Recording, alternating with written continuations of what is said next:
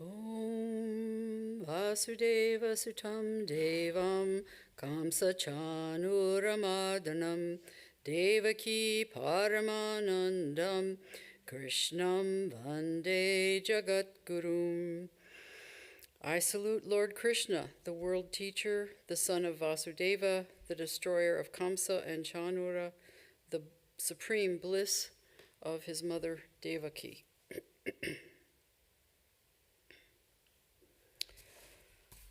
Okay, today's topic is the 7 feminine powers. I'm going to begin with 3 verses from the 16th chapter. The Blessed Lord said, fearlessness, purity of heart, steadfastness in knowledge and yoga, almsgiving, control of the senses, sacrifice, study of scriptures, austerity and straightforwardness, non-injury, truth, absence of anger, renunciation, serenity, the absence of calumny, compassion for beings, uncovetousness, gentleness, modesty, absence of fickleness, vigor, forgiveness, fortitude, purity, absence of hatred, absence of pride. All of these belong to one born for a divine state. So, of those, we're going to select 7, which appear later in another list, to elaborate a little bit later, but let's first set a little bit more context. In chapter 10, entitled The Divine Manifestations, when answering Arjuna's question, "Who are you?" Krishna picks out all the best examples from many categories and says, "I am that." I should say Sri Krishna. In the following chapter, 11, Arjuna is not satisfied with just this verbal explanation, and he asks to be shown. So the Lord gives him a cosmic vision of himself in his entirety. And all of this is within the context of instruction on righteous action, which begins in chapters 2 and 3. Now, the 7 following virtues are prerequisites to proper action. We can read them very quickly and just, skim over it and go on to the next thing. But to Arjuna, this would have had a much more meaning that spanned a whole social gamut. So in chapter 10, verse 34, Sri Krishna says, "I am the generating principle of all that is yet to be." In other words, not just what's here now, but all that is yet to be. Among the feminine, I am fame, fortune, fine speech, memory, intelligence, steadfastness, and patience.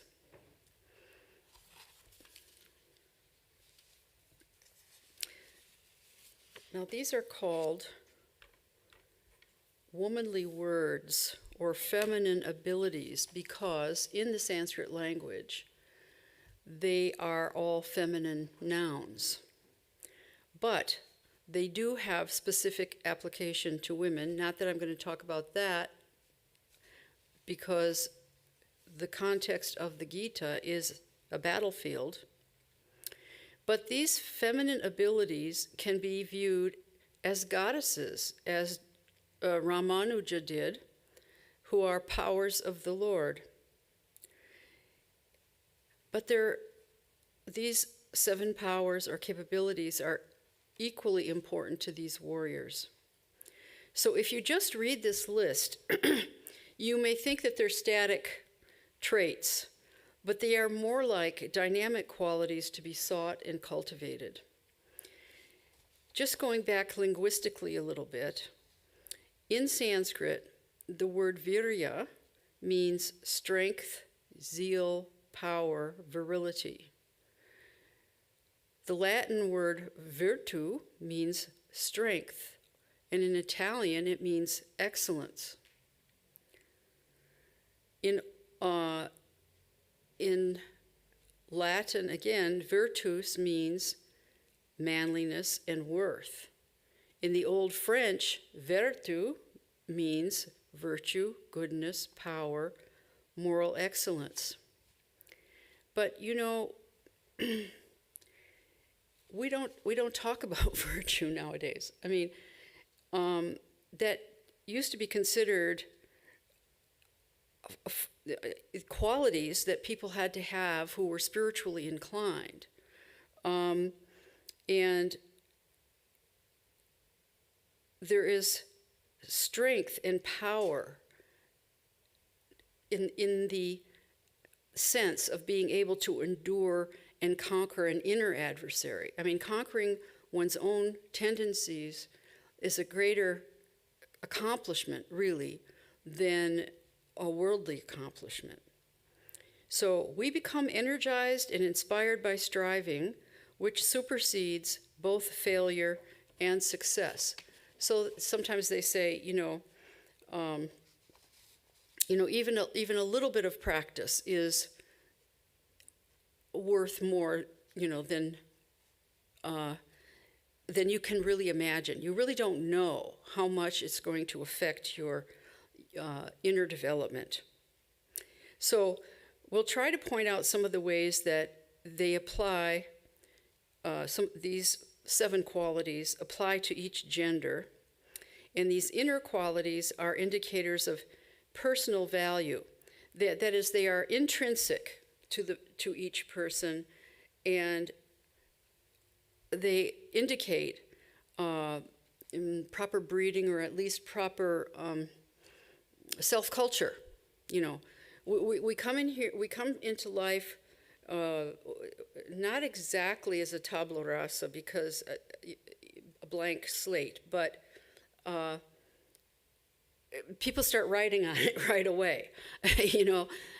Friends, family, siblings, the rest of the world, babysitters, you name it. So by the time, that we're, toddling around or whatever, we already have a storehouse of what's been given to us. And we're in a culture that doesn't, from the get-go, honor or respect what we each intrinsically bring. It's like automatically people start layering expectations and, information, whether it's true or not, and so we become, shall we say, caricatures of ourselves. So when we come to the spiritual life, we need to take hold of this process of development for ourselves.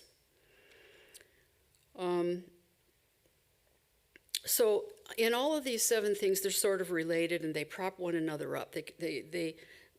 They constitute an inner, a very strong inner structure that can protect us and help us get to our spiritual goal. So we're not going to stick exclusively to the Gita. I've got other things, but quite a bit of other references. Okay, so the first of these 7 is what is called, in Sanskrit, kritis. That means fame, good name, reputation, prestige, glory, all of these things. Now, this was important, very important for ancient warriors. For instance, look at the Greeks. They went after, that's what they went after. And the Norsemen, same thing. I mean, they wanted to, go to, when they died, the warriors' heaven, of, Valhalla, and, be honored there, for the rest of eternity. So you can only have this if your behavior has merited it. At least that's how they felt in those days. So in the Gita, when Arjuna throws away his bow, Krishna says in chapter 2, what's this? And then, hey, these people, they'll revile you. Nothing could be worse for a warrior. I mean, you're going to lose your reputation big time here. But he found out that this tactic alone did not suffice to convince Arjuna to fight. We'll return to that dilemma perhaps a little bit later. But a woman's honor was also very important. On it hung the prospects for her entire life. A woman's honor becomes a central issue in the convoluted story of the Mahabharata twice. These are like major events. First of all, Bhishma, who is the celibate leader of the Kaurava clan, abducts 3 princesses for his nephew, who is the king, to marry. But one of those 3, unbeknownst to him, is already promised to some other prince. And so she finally tells him, kind of too late, but he brings her back, and he says, oh, sorry, he brings her back. But then her intended does not, I don't know, figures she's defiled or something and doesn't want to take her, so she's rejected. So there's a whole series of things that goes on. She tries to propitiate the gods, et cetera, which she finally does, and she becomes reincarnated as a warrior who then fights in the Mahabharata, in the great Kurukshetra war later on. It was so okay. Bhishma didn't exactly ask him, would you like to come along with me? I mean, that's not how they did it, apparently, in those days. So her honor had been greatly squelched, and she did eventually get her revenge in another life. So that was one incident, which had ramifications for the whole story. Then the second one is when the Pandavas' queen, Draupadi, is shamed publicly in the Kaurava court, and she's called a harlot because she had 5 husbands, and she's nearly disrobed. By the way, this is called polyandry. That is when one woman has more than one husband. And from that day until near the end of the Kurukshetra war, she wears her hair down instead of in these beautiful, elaborate hairstyles that the queens used to wear. She's doing this as a reminder to her husbands of this insult. And this wearing of the hair down goes on for more than 13 years. I forget exactly. Of course, she also would remind them verbally whenever she got hot-headed. And she did get hot-headed. She was actually born from the sacred fire. So she was kind of a hotshot, yeah? And, but she could be very, very nice, queenly, et cetera, but don't really tear off. Okay, so these are some of the stories in the Mahabharata that highlight women's honor, and this fame, reputation, et cetera, is therefore number 1 on the list. Now the second one, with the Sanskrit word Shri, is prosperity, wealth, and possibly even good fortune. And it also is one of the names of the goddess Lakshmi, who is the goddess of wealth and prosperity. She's the feminine consort or Shakti of the Lord Vishnu, one of the 3 main gods in the Hindu Trinity. Now, men obtain, in those days, well, actually even up to very recently, men would obtain wealth, that is portable wealth, and then display it on their women. So the women would wear these incredible jewelry and, silks and art, It was like the old-fashioned sort of what do you call it in the fashion industry when they walk? Like the catwalk. I mean, she would demonstrate the wealth of the family by wearing it, and very prominently. Now, ostentation in that context was expected in the warrior class or the kingly class, but it does not.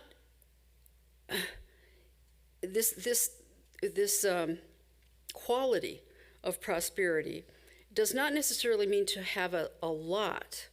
It means, in the spiritual context, to make proper use of what you do have, including the ability to give to others.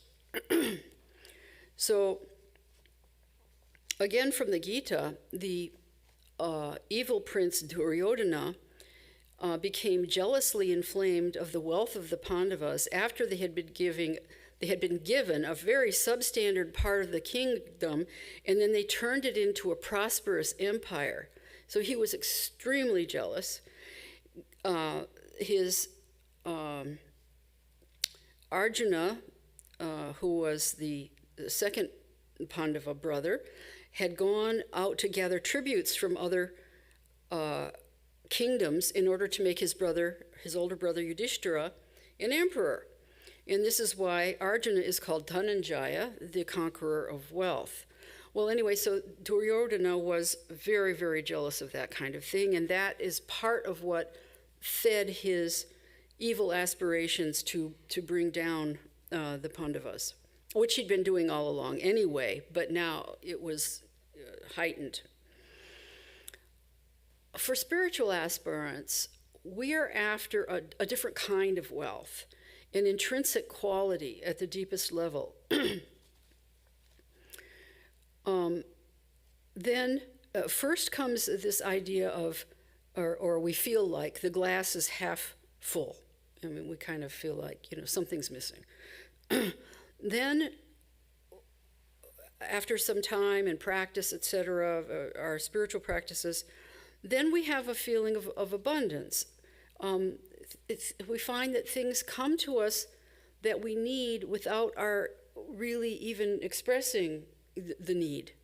And then there's a feeling of, after that, not that necessarily it has to go in this particular progression, but then there's a feeling of complete satisfaction or complete fulfillment, having everything that is needed and no wants. So we feel that our needs are going to be met, if you want to say, by the universe, whatever, however you want to put that, but we've come to a place where we realize that we're part of the whole thing, and therefore whatever we need is going to be provided to us, like the air is and water is and whatever, but other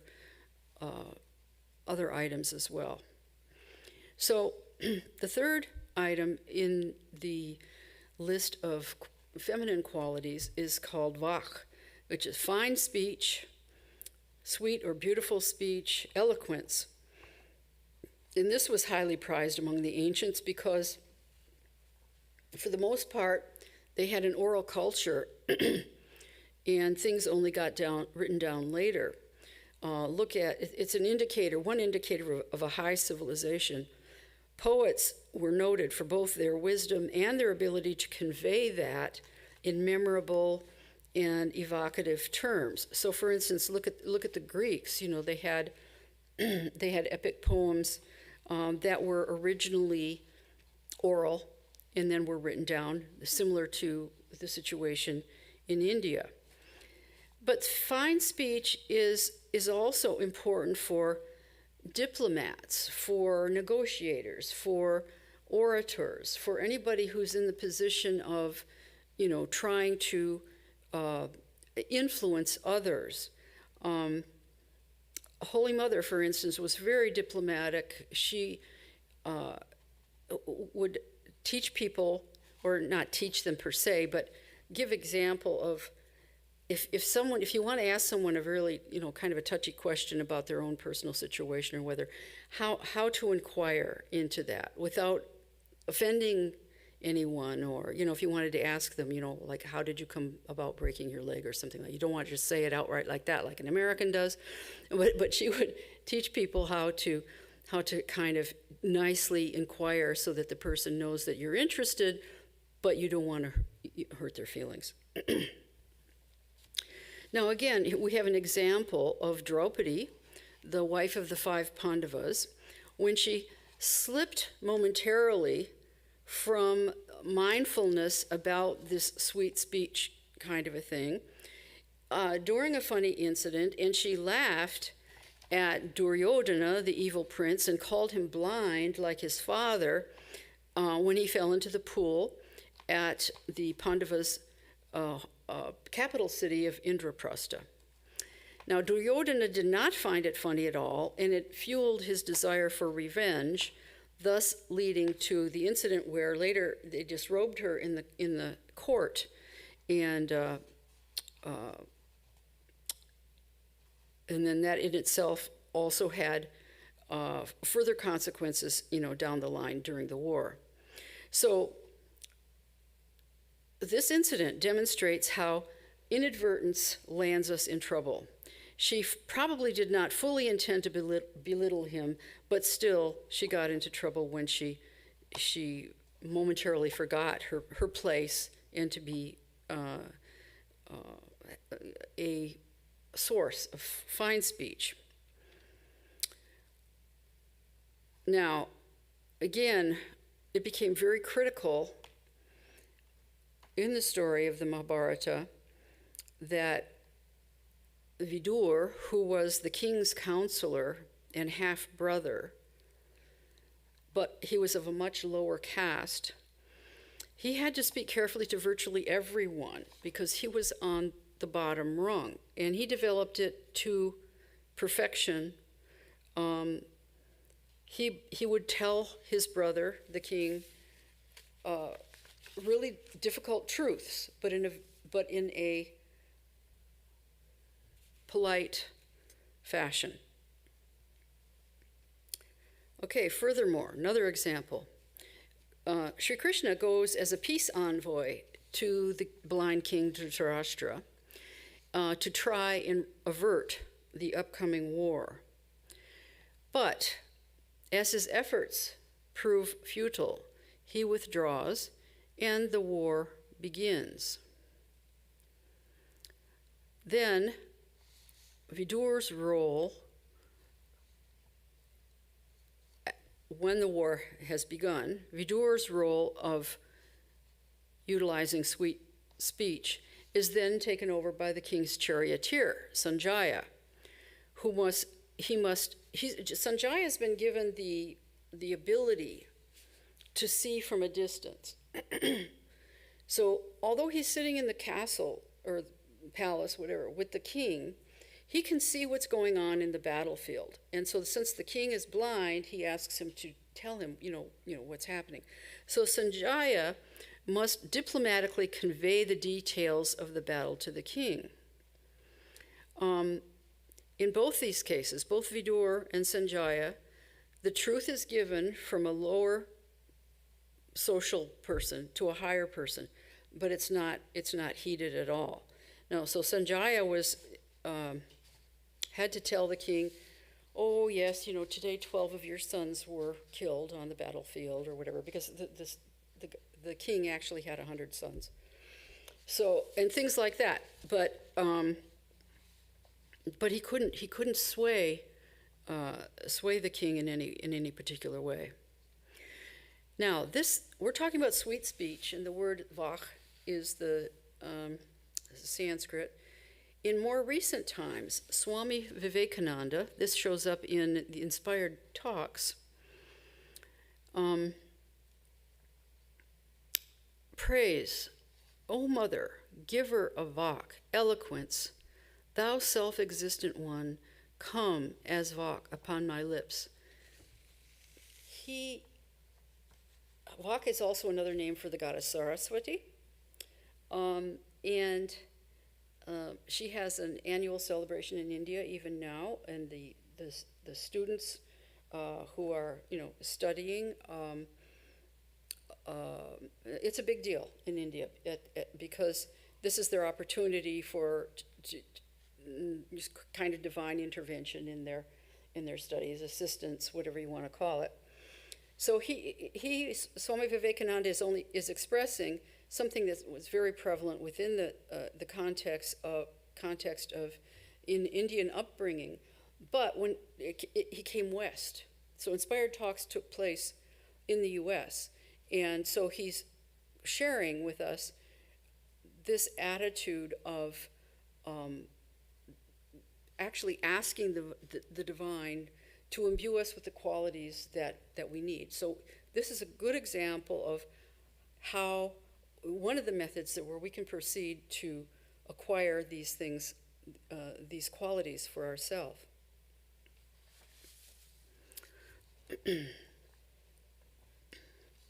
From Swami Paramananda's biography, he said, this is just perfect. With sweet words and a sweet manner, you must try to do your utmost to overlook the faults of the blamers and the blamed. See, he had a community primarily of American people who didn't really have that as a standard of behavior. And so he's trying to influence them, but you can see it's just directly out of the Indian context. He also said something which is, you'll find contrary things. We'll talk about that in a second. He says, appreciation for a soul is like sunshine for a flower. Only a shallow nature is spoiled by praise. So he would praise people when they did things. Now I've heard there are others who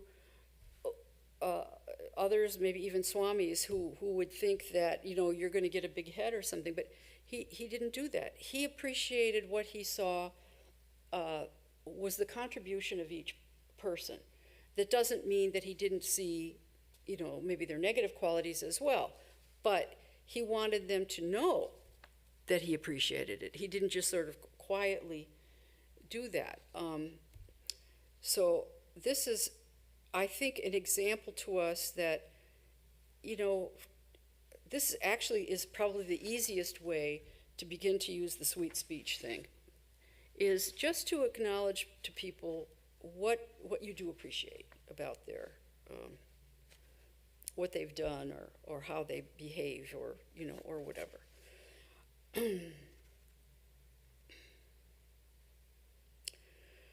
So you'll see these things they're all kind of intertwined, all of these qualities. The next one, the fourth one, smritis, is translated as mindfulness in some Oriental religions, but here we call it just like memory or reflection. And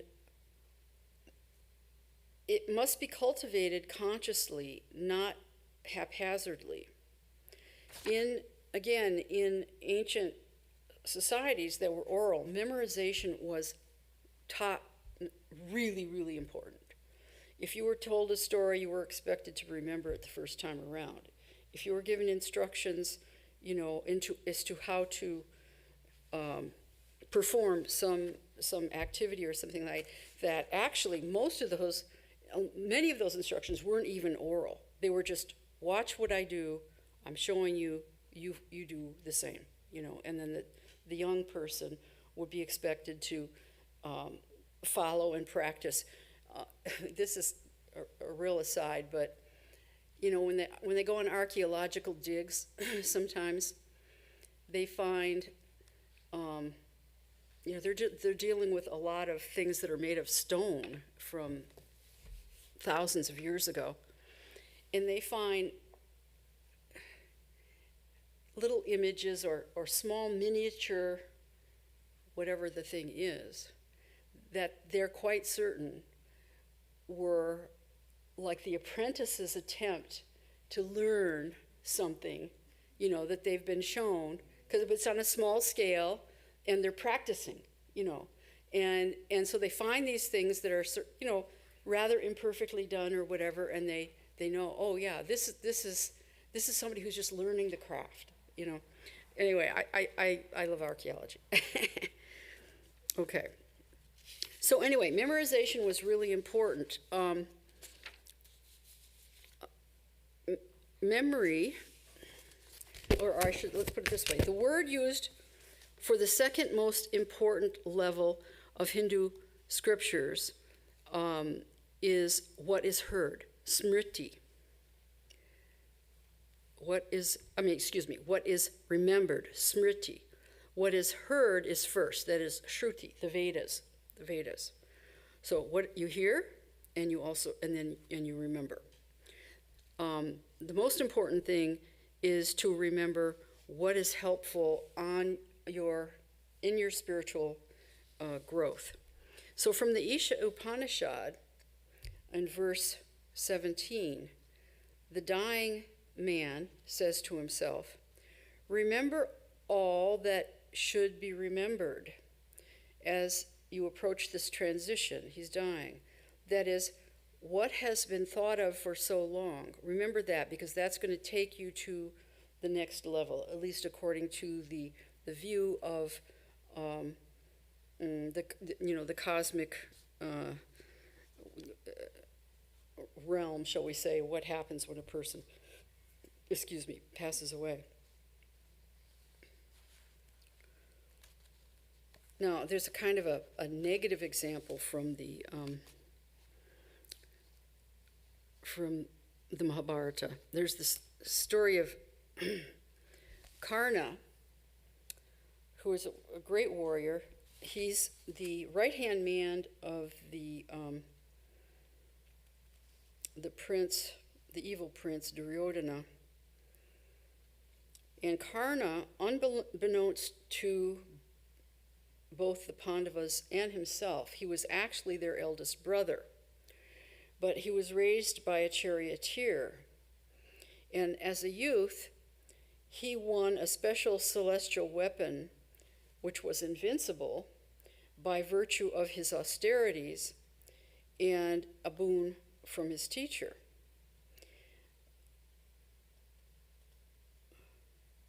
But he's fighting on the side against his own brothers. So he's on the side of the evil prince, and his brothers are trying to be righteous. So the Pandavas knew, they didn't know he was the brother, but he knew that he had this power given to him. And so they propitiated, I think it was Indra, the god Indra, to try and counter this ability of his, this ability to wield this special celestial weapon. And so Indra he said, okay, I can't change this, but you will forget the mantra to deploy the weapon right when you need it. And he did forget it. And that led ultimately to his vanquishment later on. So memory is really important, and they took it away. All right. The fifth in the list of feminine, we can say virtues, we can say powers, we can call it various things, is medha, that is wisdom, mental vigor, right understanding, intelligence, all of these things. Maybe even intuition, I'm not sure.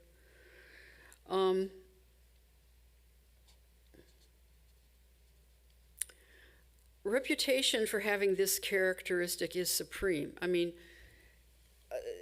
wise people were highly revered, and this quality is what the true Brahmins are supposed to possess. That is, people who have dedicated their lives to finding the truth and the real. But it isn't exclusively for them, and it doesn't necessarily have anything to do with book learning. So in Sister Nivedita's book, The Web of Indian Life, which, by the way, I would some of her stuff is a little bit hard slogging, but I would recommend this book if you want to have a picture of what Indian life was like during her time when she was visiting India, which was late 1900s, 1800s, 1890s, whatever, right around then, early 20th century. Even unlettered women know that wisdom lies in love and experience, having but little to do with formal education. So these qualities do not in any way depend on Western studiousness, the way that we've been taught in schools or anything like that. Not at all. These are personality characteristics, but they go very deep. So seeing things as they are is another definition, shall we say, of wisdom. And it can also, rather than using the word wisdom, which is like a noun, which is the problem with all these words is that they're nouns, it's really more active than that. It's more like a verb, and I've seen the word wising used, because it's something that you only know that it's there, when it's in action, when it's being utilized. It's not like there's a repository of it somewhere, like you've got 10 ounces of wisdom today, and tomorrow you'll have 11 ounces of wisdom. No, it's not a thing, okay? It's how we engage with whatever life brings to us. So it has nothing to do with information. It has to do with how we approach self-knowledge. So what is important to know? What is it actually that's important to know? Well, I hate to say this because it's terribly, terribly obvious. You have to know what is what. And I'm sorry to say, I have met many people who don't know what is what. Literally. They have to ask you what they're seeing. Is this a book? Or whatever. I mean, it's quite amazing. You have to know when to act and when to wait. So there's this whole section in the Gita about action and inaction. Okay, so what's proper action or response? So the definition of wisdom is actually knowledge in action. The Pandavas chose Sri Krishna on this basis to act as the peace envoy, because although he had agreed to be Arjuna's charioteer, he would not fight directly, but he wanted to, number one, attempt to get the Kauravas to settle without going to war, and number two, during the war, he acted as in an advisory capacity only. But this wisdom of Sri Krishna protected Arjuna. This is the role, actually, of a charioteer. One of the roles of the charioteer is not just to get the warrior where he needs to be, but also to protect him.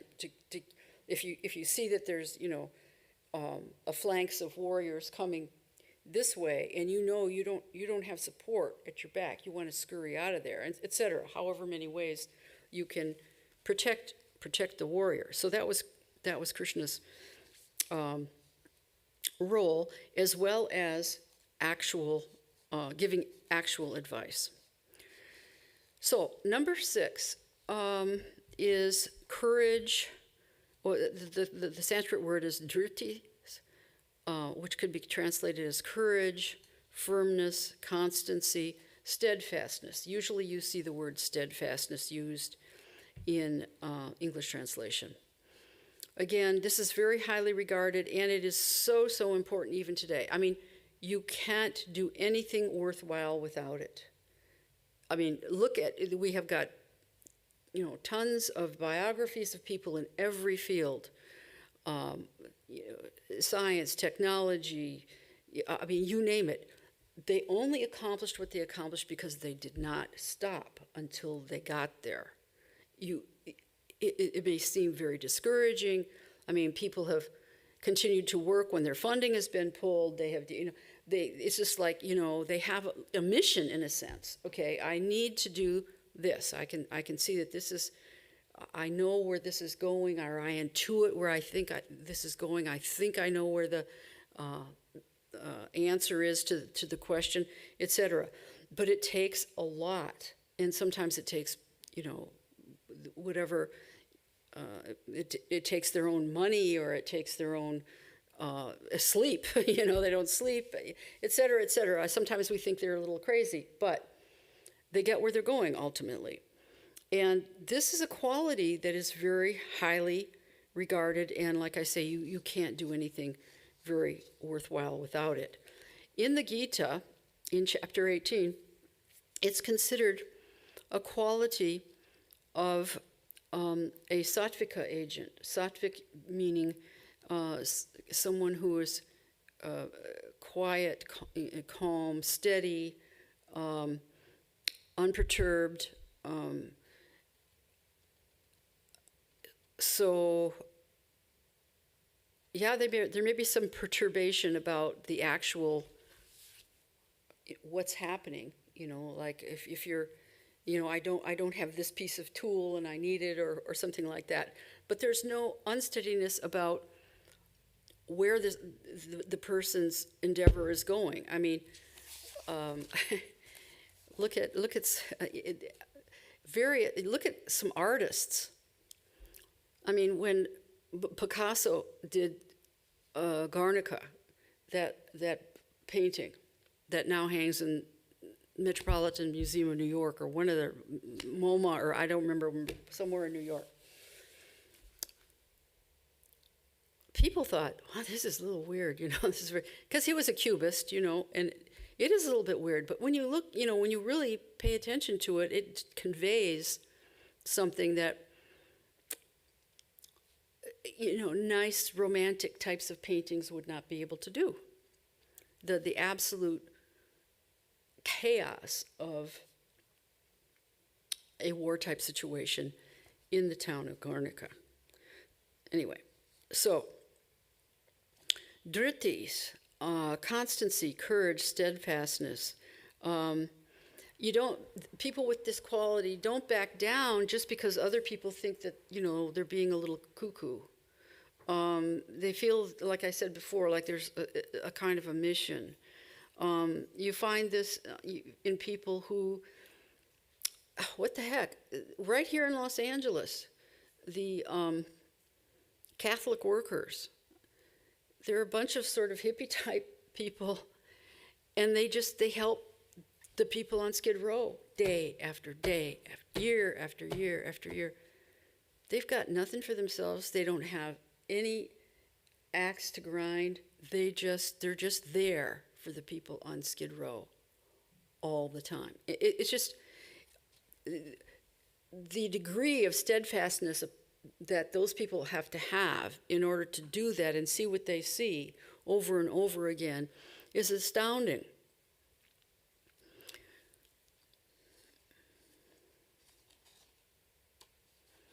Steadfastness is one of the qualities of those who have been said to have risen above the gunas. This is kind of crazy, but because you can't really, as long as you have these qualities, you're in the gunas. So the contradictions in some of these statements is quite interesting. Steadiness is easier in worldly life because of a need for and encouragement by visible results.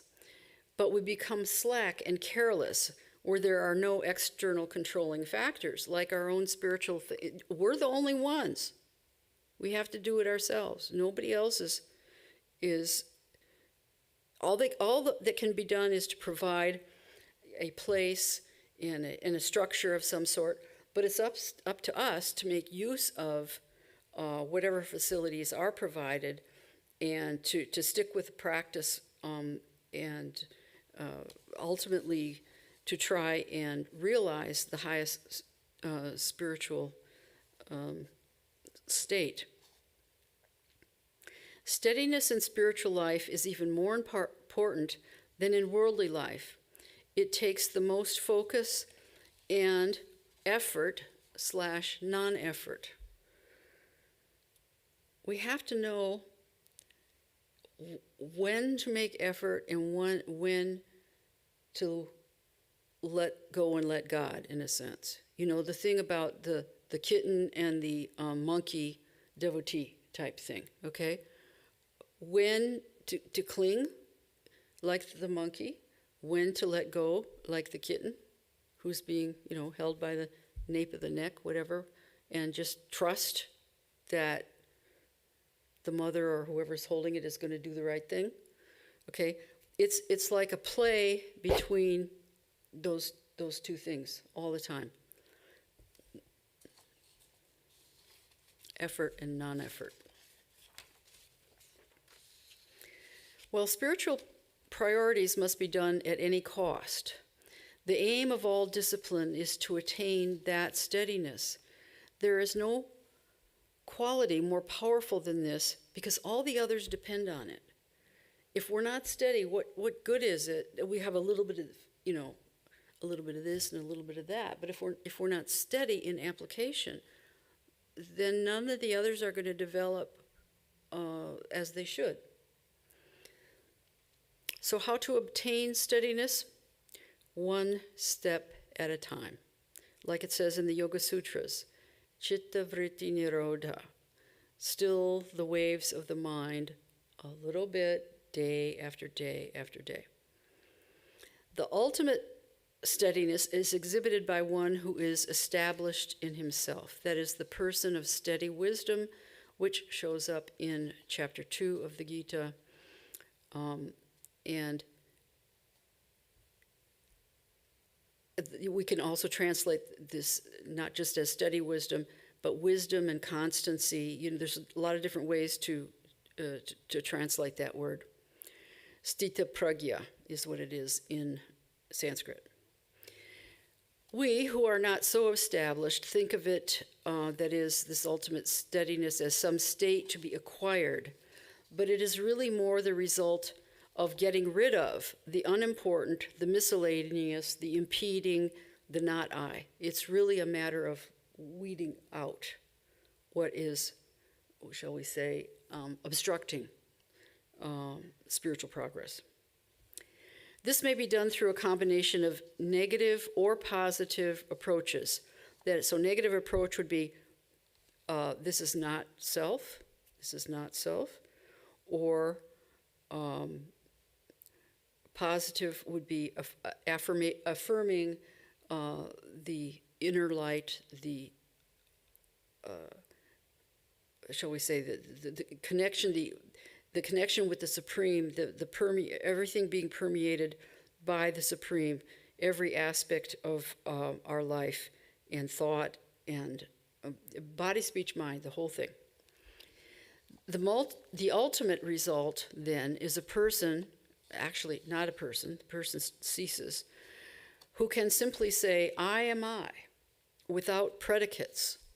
So there's no I am X, there's no X, there's only I am I, without all the predicates that usually follow implicitly or explicitly. So now here's kind of a joke. I'm going to talk about the last one here, which is patience. But actually, I have learned a little bit over the years. The Sanskrit word is kshama, and it can be translated as patience, forbearance, endurance, steadfastness, submissiveness. I already did steadfastness. Forgiveness, even. But it is closely related to steadfastness. Thakur used to say, sha, sha, sha, endure, endure, endure. So there's a certain faith in this endurance, because it says, okay, maybe the situation or things right now aren't ideal, or they may be even terrible, okay? But things go around, they go around. Things, nothing stays the same. Everything changes. It transmutes. So if things are not going all that well right now, the ideal is to hang on, because eventually you will hit a spot where it will be better. It rotates. So those bumps in the road are the times when then you have to pull this steadfastness, put it together with the patience, and just hang on, and just wait until it clears, until the atmosphere clears, and you can go forward then and make some progress. Of course, we can't really evaluate our own progress, but sometimes we know when we've made a bit of a leap. Now, Thakur says, endure. That's a very Oriental, stereotypically very Oriental notion. Being a young nation, we take the opposite doomed approach. We want to force everyone to our will, not just as a nation, but as individuals too. Whereas, for example, after World War II, the Emperor of Japan told his people that they must, quote, endure the unendurable, that is, the defeat. Thereafter, they rose to the second largest economy in the world within the next generation. So you see, they had 2 atomic bombs dropped on them, the only nation that's ever had atomic bombs dropped on them. And they endured, and they had the patience to work through it. But then again, their culture was steeped in that kind of an attitude. Another way of looking at such patience is what we term non-resistance. Usually we use that term when we're talking about mass political movements. But if we look inside, as an American, we have to know that we resist everything we don't like. It's visceral, it's a visceral reaction, and it has to be thoroughly rooted out upon when we examine it and discover that it's there. So this non-resistance is a very important personal quality to cultivate, because otherwise we're putting a barrier between us and our own spiritual growth. If we say, I don't want that, but maybe that's the very thing that you need. Maybe that's the very thing that's going to help you along the way.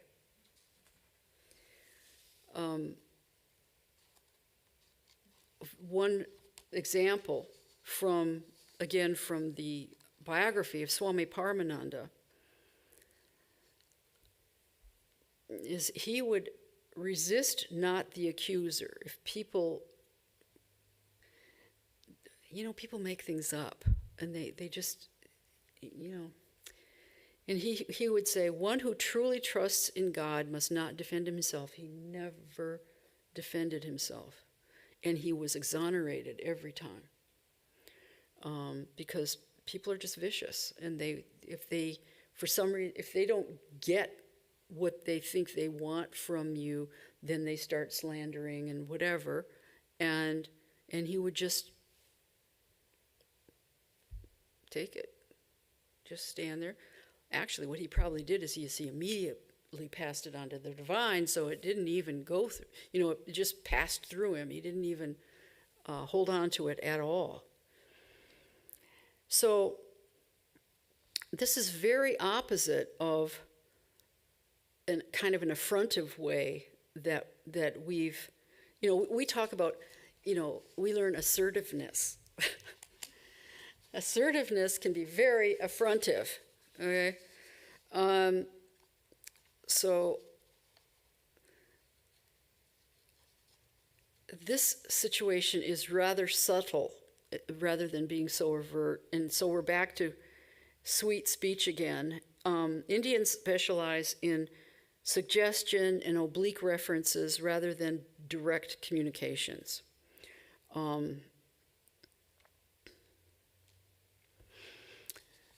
So it's very subtle, and this is why spirituality can't be taught, but must be caught. That's why they say, being around a holy person is beneficial, because you get to observe, and sometimes that observation has nothing to do with what they're saying necessarily, but what they're doing and what they are teaches us more than what they say. This is an example of flowing, as an inflowing, as in the word influence. Influence means inflowing. So something subtle from that person, you catch, you flows into you, and you understand, and you don't really know how or why you understand, but you suddenly understand some aspect of living that you didn't previously. This flowing is a very spiritual quality, and again, Paramananda used to talk about this kind of thing. Actually, all the early swamis, I would say, in the first half of the 20th century, they talked about this kind of thing, which is not spoken of that much anymore. But just this ability to catch what the teacher means without being told necessarily, but just kind of having it like being near, being in a rainstorm or something like that, and it just soaks into you without you having done anything.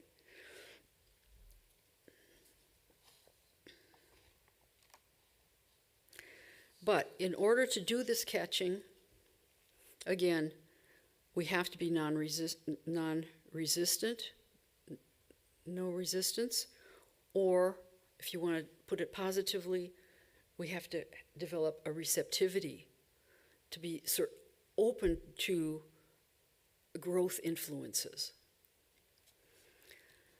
Gandhi's satyagraha was so powerful because it exhibited an influence that actually converted opponents to allies over time, using sweet speech, intelligence, etc.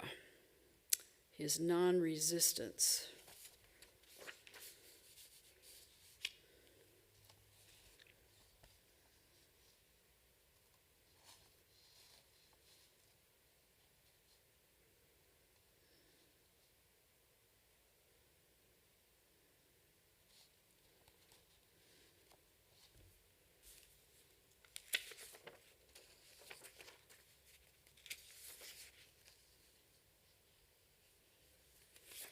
So endurance or patience.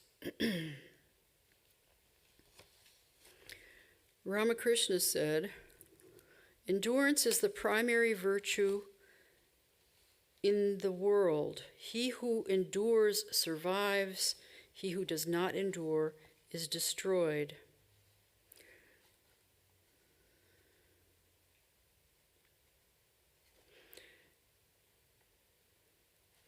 And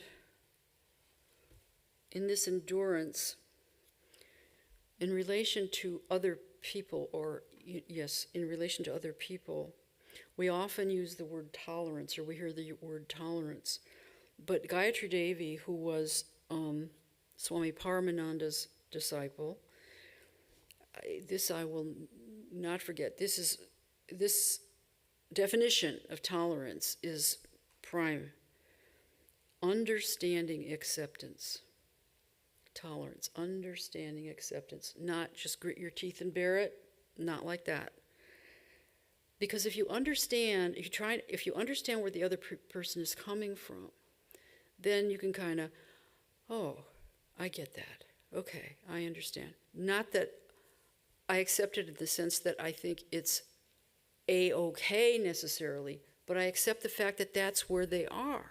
That's where they're coming from. Okay, and I'm trying to understand where they're coming from so that I can get the most out of whatever interactions that we're going to have.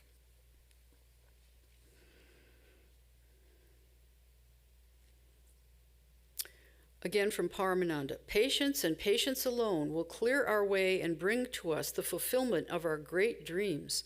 With patience, perseverance, and love that does not fluctuate, everything can be conquered. In spiritual life, there is no other alternative. So, the only real victory we can achieve is to remain undaunted and keep going. So in summary, the 7 feminine virtues form a constellation of amazing, unbeatable strength in one who possesses all of them. Together they shield us from external occurrences. The person may appear to be passive, the person who's learning or exhibiting these things may appear to be passive, but is very strong. So just briefly, a recap. Reputation is based on prior deeds according to acceptable standards. Number 2, good fortune makes use of the resources available. Sweet speech, or at least something that's not objectionable, that is, you don't want to alienate others, but to respect and include them. Number 4, mindfulness is what is good, proper, and ultimate. Intelligence includes prioritizing for the benefit of people. Steadfastness is not being stopped by circumstances. And patience, finally, number 7, or endurance, is waiting for the appropriate time to act. It takes a really self-possessed person to be able to demonstrate all of this. Let us pray for spiritual qualities we recognize that we need.